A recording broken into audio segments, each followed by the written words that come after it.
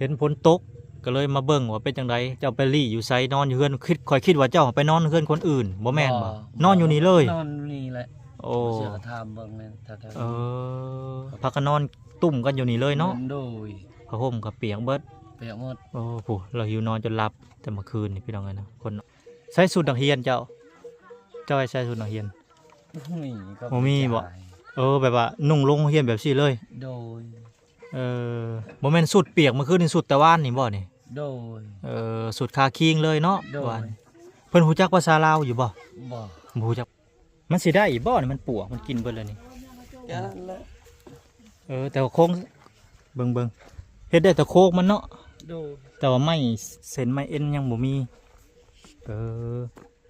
โอ้ขอซื้อน้ำเพิ่นเบิดนี่ล้านหนึ่งโอ้พอซื้ออยู่ได้พี่น้องเอ้ยเนาะถือว่าไม่เสาก็บ่อยากพอบ่ได้บ่อยากพอซื้อเพราะว่าไม้มันอยากหักไปแล้วเนาะ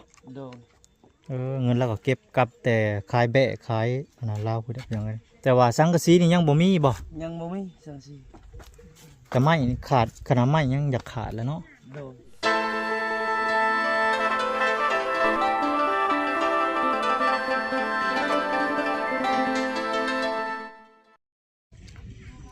น้องพี่น้องสารภาพมาเมื่อนี้หลังจากเมื่อคืนนี่แหละพี่น้องเนาะทางบ่น้อยก็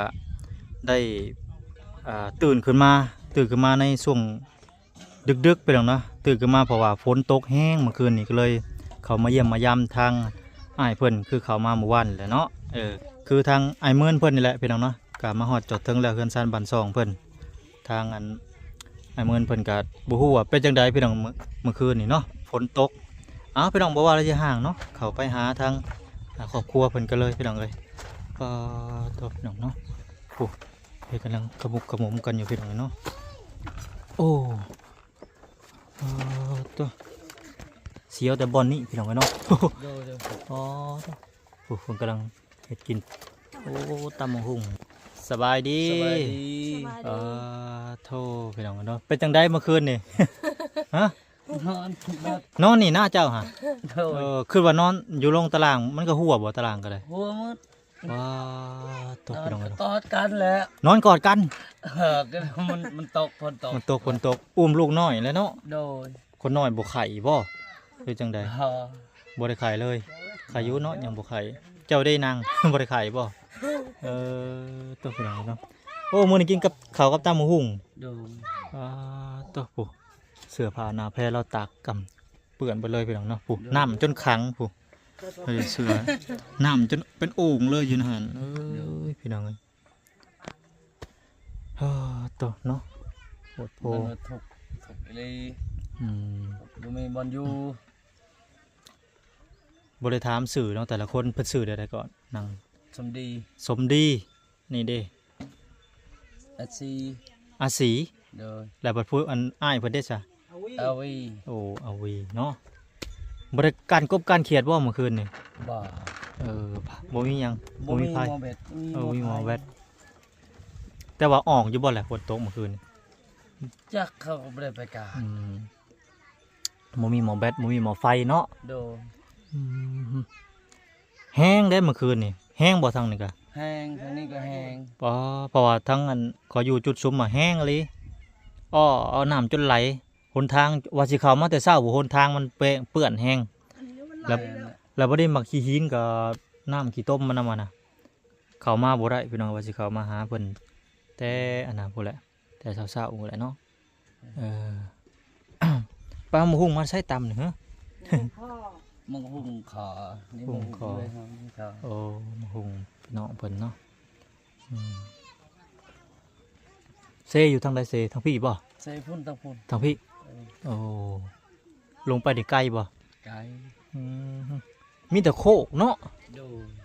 จักสิหาหยังแถวโคกนี่ก็ได้บ่มีวันหาออกไปอันจุดซุ้มนี่ใกล้เติบเลยพี่น้องเอ้ยโตเข้ามาถ้ามีโอกาสเดี๋ยวบ่น้อยสิถ่ายคลิปยาวให้เบิ่งเดินทางมันเปื้อนแห้งพี่น้องเนาะมีอยู่หวัง12หลัก12กิโลออกไปนี่ประมาณนั้นแหละกันสิฮอดได้เลยเสียวัดเบิ่งมันมีจักกิโลไปน้องเนาะไกลโคตรไกลเลยกาว่าบัดยามแดดกะแดดบัดยามฝนกะหัวเนาะจะเชื่อว่าจังใด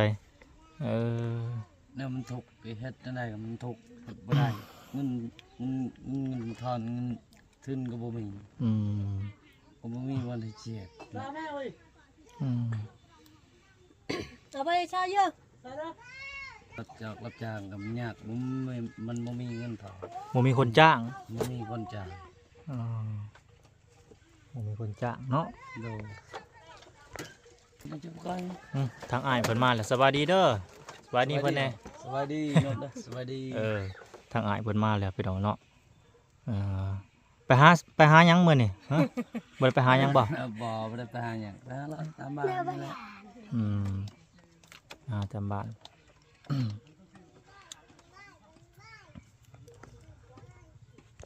ผ้าห่มผ้าแพรไปใส่เบิดไปตากแล้วเนาะ ไปตากคุณได้ตาก ไปตากคุณบ่ โดย โอ้ปลูกไปดองกันเนาะไม้ไผ่สานน่ะ ไป ไม้เจ้าบ่ไม้เจ้าเอามาได้ใช้ ก็ไม้ตัวนี้แหละเพื่อนเขาซื้อนี่แหละ จะซื้อน้ำไผ่ ซื้อนำอาแก้ว จะซื้อน้ำกระเจ้าน้ำหมูชาวบ้านบ่ โดย ซื้อเท่าไรอะนะ ล้านหนึง เจ้าเงินมาใช้แต่ตะกี้ เงินเฮาขายแบรนด์ตัวหนึงนั่นแหละ ขายแบ่บ่ โดย ก็เลยซื้อไม้ซื้อตอกมาไว้ โดย ดี แบรน ดี ด์ยังตัวหนึงก็ขายไปเลยเอาอยากได้เฮือนก็ยังบ่พอได้ทุนก็มันบ่มีก็อยู่บัดนี้ หมายความว่า จักที่แล้วจักบ่แล้วบ่จัก หมายความว่าเก็บเทอละเล็กเทอละหน่อยเนาะ โดย นี่เด้พี่น้องนี่เด้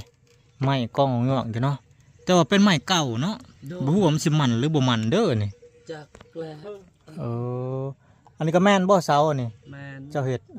นี่พี่น้องเพิ่นก็โฮมเก็บไว้เนาะ โดย โฮมเก็บอันเฮ็ดอันนี้ไว้แต่ว่ามันเป็นไม้เก่าเบิดเนาะอันนี้ โดย จักสิอยู่ฮอดปีใดเด้อนี่ผู้ บ่จัก กุดเบิดเลยพี่น้องเอ้ยเนาะโดยตัว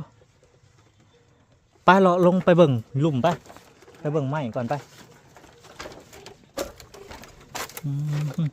ถูกดอกเบิดเลยพี่น้องเนาะไม้ฮักไม้ก้นเบิดอันลงมาเบิ่งไม้เพิ่นก่อนพี่น้องเนาะผ้าห่มเพิ่นก็ตากไป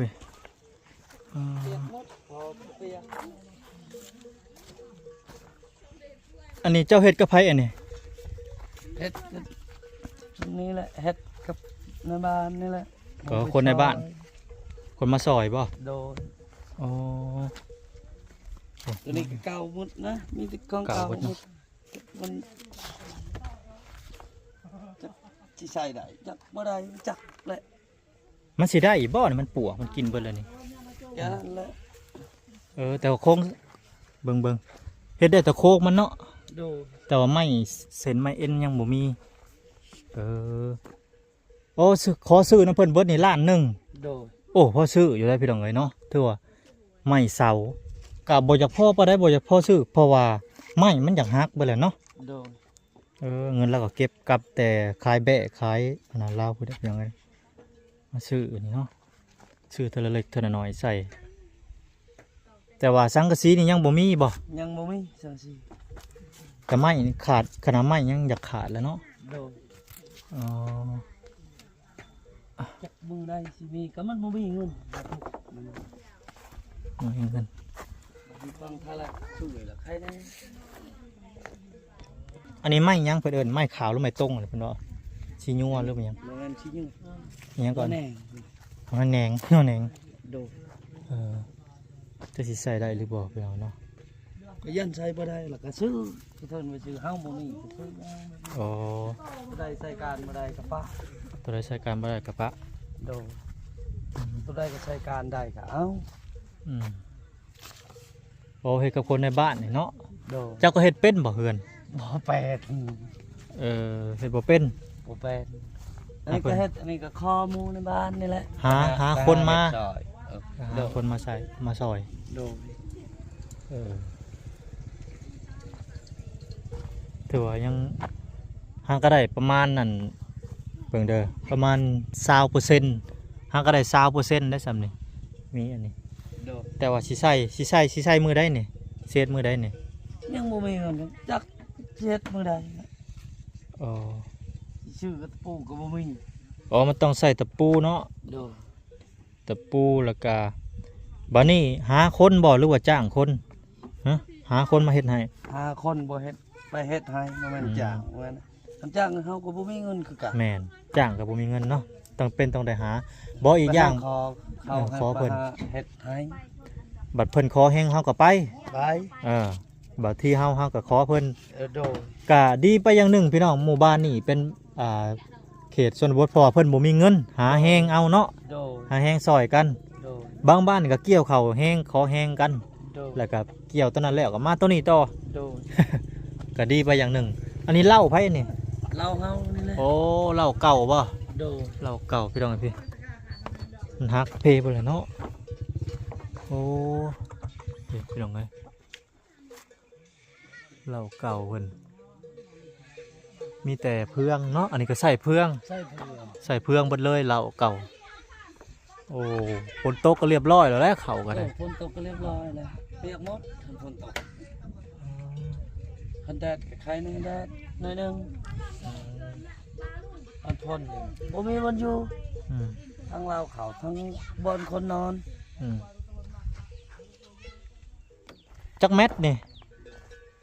ผู้บ่ นี่บ่ แม่นจักเม็ด ประมาณ6เมตรปลาย 6 เม็ดปลาย โดย เออ6 เม็ดปลายนี่แหละเนาะ โดย ถือว่าอยู่กับครอบครัวพอดีสำนี้เนาะ โดย อืม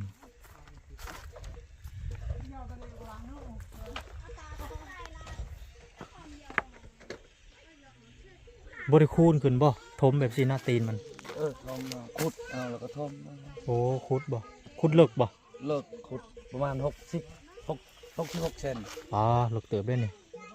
โอ้ดีมันแน่น ไปใช้จนเท่ากันเราก็บ่มีเงินคือกัน เอ้าบ่แม่นตีนมันบ่นี่ ตีนนั่นแหละ อ๋อแบบเพิ่นบากเอาบ่ทั้งลุ่มมันเป็นกลมบ่ โดย เป็นกลมทั้งนี้เป็นอันเหลี่ยม โดย เออนี่พี่น้องเอ้ยเออ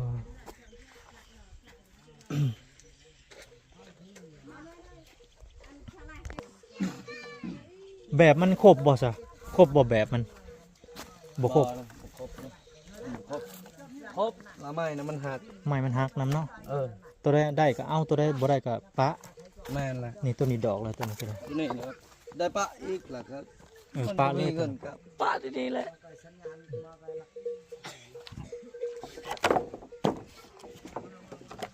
เป็นตัวได้ปะโอ้มาเบิ่งนางน้อยเพิ่นเฮ็ดหยังลูกล่ะมุกมันบ่เเพิ่นมุกมันกินพี่น้องเอ้ยเนาะ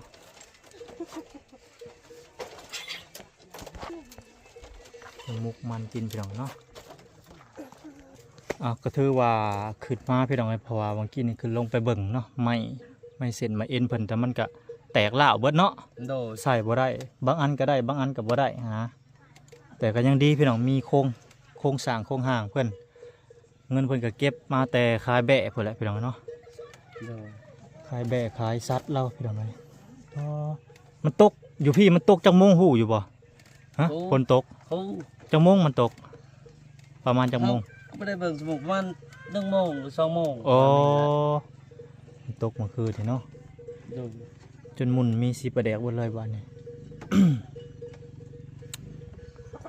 ตื่นไปแล้วเนาะเปียกไปแล้วเนาะ เปียกหมดตอนนี้ อ๋อ ตื่นก็นั่งเบิ่งนี่แหละ นั่ง ไม่ได้ เบิ่ง ไปใส่แหละ เออนั่งเบิ่งกันซื่อๆเนาะ โด ลุ ย กขึ้นมากันนั่งเบิ่งกันซื่อๆ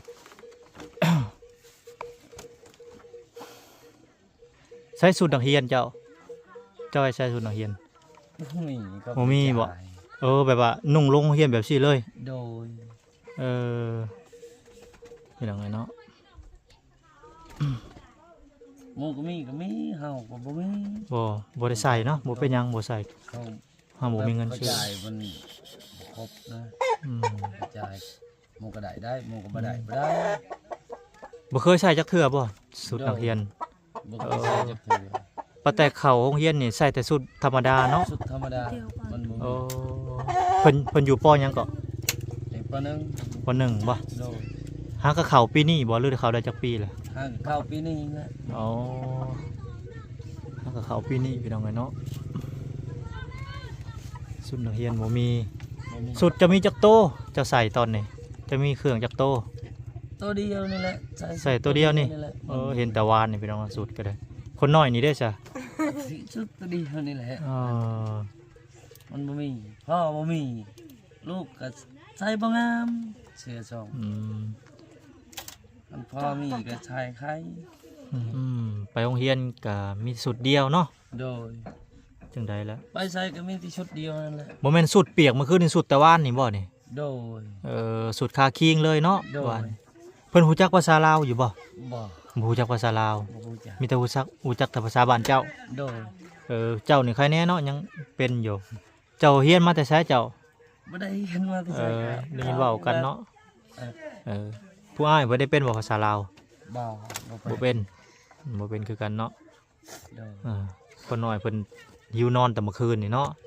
โดย ฝนตก ฝนตกครับฝนตกพ่อฝนตกมันว่า โอ้เพิ่น จนเฮาโอ้ย เออ ลุกขึ้นก็นั่งเบิ่งแหละ เออ บ่มีมันไป เพิ่นว่าฝนตกบ่เพิ่นน่ะคนน้อยน่ะ พ่อฝนตกว่ะ เออ เฮ็ดกินหยังมื้อแรงนี่ บ่มีอาหารกิน อืมอืมมาม่าบ่พอเอามาให้ มาก็มืดให้เท่านี้แหละ โอ้แบ่งกัน แบ่งกันกิน แบ่งกันกินกับพี่น้องอ้าย โดย เออแบ่งกันกินเนาะ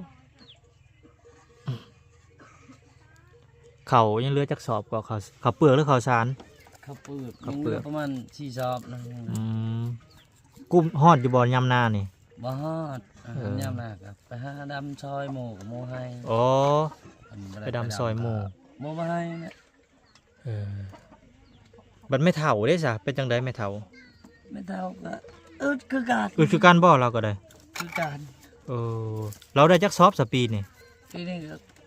เราได้20ซอบปีนี้ เราบ่ได้แบ่งให้บ่เฮ็ดน้ำเราอยู่บ่ บ่เฮาบ่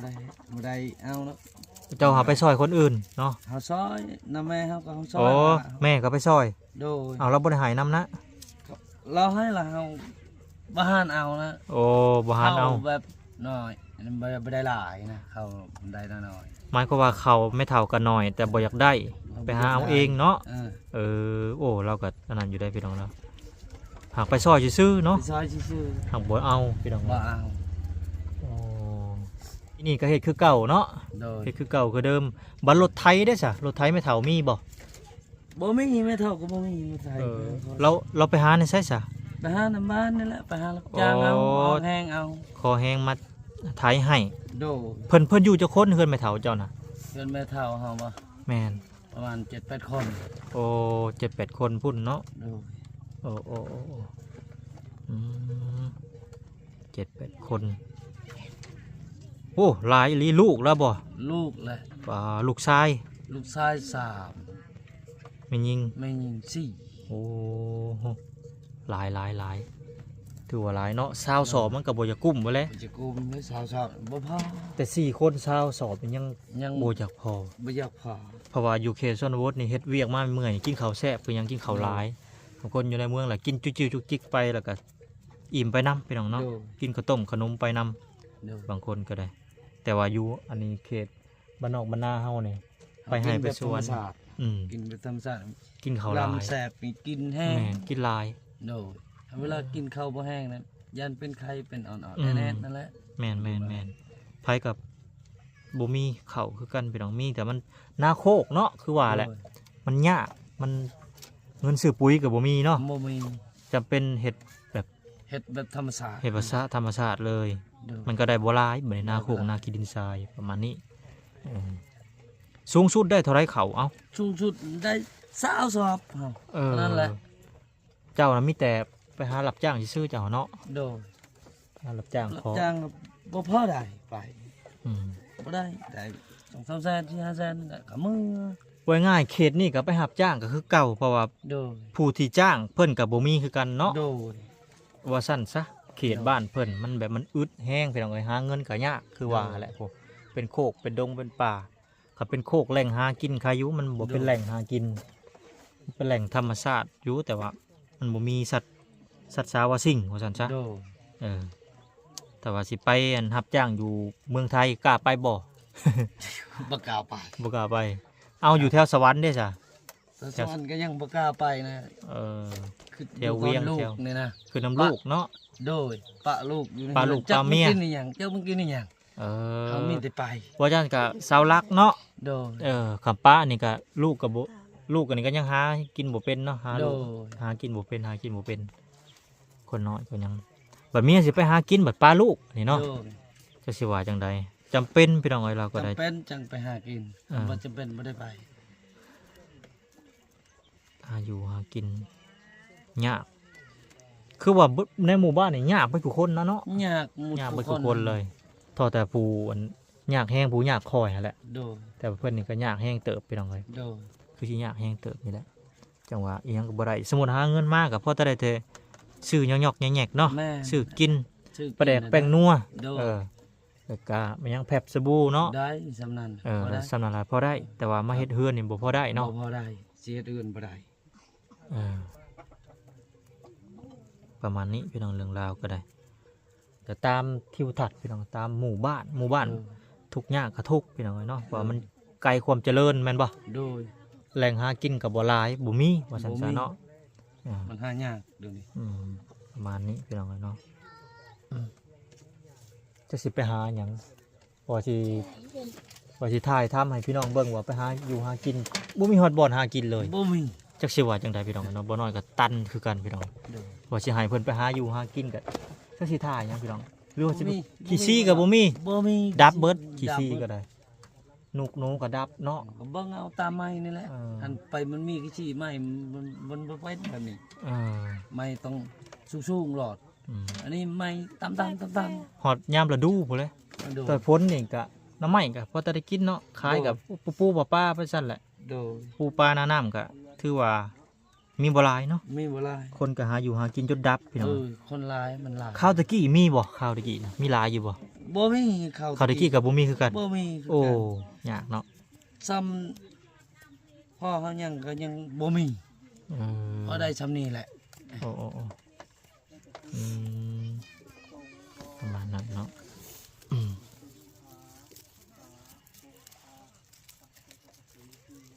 จะไปหากินแต่ละมื้อไปหาหยังซะ กินผักนี่แหละ โอ้พักหยัง ผักทุกผักแล้วกิน ผักหวานมีอยู่บ่ผักหวานแถว ผั นี้ กหวานมันยากก็บ่มีนะ บ่มี อยู่ จัก โคกมีล่ะแบบบ่หลาย เออ มันตัวนี้แหละกินปลูกแล้วกินมัน จะปลูกอยู่ใช่ปลูกมัน ปลูกอยู่เชย ปลูกอยู่เซนะ โดยเราปลูกอยู่เชยละควายไปเฮ็ด โอ้มันที่ว่าเจ้าเก็บมาอยู่จะปลูกอยู่เซ ปลูกอยู่เชย ไกลบ่เซจะไปเบิ่งบ่แล้วมันมี ไกล โอกาสปาโท ไก่ เออเพิ่นปลูกอยู่เซ โดย เพราะว่ามันใกล้แหล่งน้ำเนาะ โดย พักได้ซะพักก็ปลูกอยู่พุ่น ผักก็ปลูกอยู่พุ่นนะ เออ ผักกับปลูกกับมันบ่อยากเป็นนะ มันเป็นอย่างเดีเนาะขี้ดินทราย มั บ่ เป็นแบบขี้ดินแห้ง โอ้ มัน ขี้ดิน แข็ง แห้ง จริง มันแข็ง เออ แล้วปลูกยากเนาะ ปลูกมันยาก ไกลอีก ไก่ โอ้ถ้ามีอันน้ำใครแน่เนาะน้ำบาดาลเนาะเจาะ บ่มี น้ำบาดาลนี่พอได้ปลูกผักปลูกหญ้าแม่นบ่ โดย ปลูกหมากไม้หมากตอกก็แล้วแต่เพิ่นเป็นจังไงเนาะอืมน้ำสร้างอันพายแถวนี้บ่มีบ่หน้องน้ มีพายล่ะ ำพายไผน้องน้ำไผ น้องน้ำอยู่ในบ้านนี่ล่ะกินบ่ได้นะมีแต่ อ๋อ ควายลง โอ้หมายความว่าฮดพักหั่นแหละมันไกลบ่ ไก่พุ่น อ๋อมาตักมาฮดพักก็ยากเนาะ โดย อืมบัดน้องอันไม่เฒ่าจะมีบ่น้องน้ บ่มี ำบ่มีคือกัน โดย เพราะว่ามันจกต้องใช้เงินอีกเนาะ โดย ใช้เงินเป็น10,000 20,000บ่ได้พี่น้อง โด จกน้องนะบ่ธรรมดาเด้ โดย เงินสำนั่นกับป้าตัวต้องได้ขายงัวขายควายมีบ่เฮือนพ่อเฒ่าไม่เฒ่าเจ้าควาย บ่มี เป็ดไก่มี เป็ดไก่ก็บ่มีมีกระดามโตสองโตมัน อ๋อ บ่มี ยากเนาะ ยาก แต่ว่าจังใด อยากเฮ็ดอยากทำมันเป็นแหล่งหมู่บ้านที่ว่ามันหากินยากก็ยากเบิดทุกคน ยากหมดคู่คน เออคือบ่น้อยแล้วถ่ายทำเมื่อวานนี่แหละพี่น้องเนาะ โดย แต่ละเฮือนก็ได้ถ้าบ่สู่อลีคน ไปอยู่อันกรุงเทพกรุงไทยหรือว่าเมืองนอกเมืองนาจังได้ฝากเงินมาให้พ่อแม่คำย่างหรือว่าบักฮัมนี่ใหญ่กับไปเฮ็ดงานพอได้ส่งพ่อแม่เฮ็ดเฮือนเฮ็ดชาน โดย ประมาณนั้นพี่น้องเนาะตอนนี้ก็ถือว่าเบิ่งตามสภาพอาการนี่แหละพี่น้องสภาพอากาศก็ขนาดนี้ก็ยังมันหลังกะซีก็ยังบ่มีพี่น้องเนาะ โดย อ้าวกะบ่มีหยังหลายมื้อนี้ก็มาเยี่ยมมายามนี่แหละ เห็นฝนตกก็เลยมาเบิ่งว่าเป็นจังไดบรรยากาศทางนี้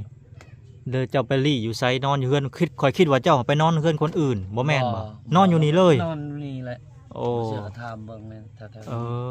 อ เขาบ่ได้ไปนอนนะ ไปนอนบ่ได้ไปนอนใช่เลย บ่เขาบ่น ก็ อน คิดว่าเจ้าไปนอนเฮือนคนอื่นได้ บ่เขาบ่นอน อ๋อบ่นอนเลยพักกันนอนตุ่มกันอยู่นี่เลยเนาะ โดย ผ้าห่มกับเปียกเบิด เปียกหมด โอ้โหเราหิวนอนจนหลับแต่เมื่อคืนนี่พี่น้องเอ้ยนะคนน้อยเอาจะได้ก็ชูๆมื้อหน้ามื้อใดมาเยี่ยมมายามใหม่เด้อเอาสบายดี สบายดี สบายดีไปก่อนพี่น้องเอ้ย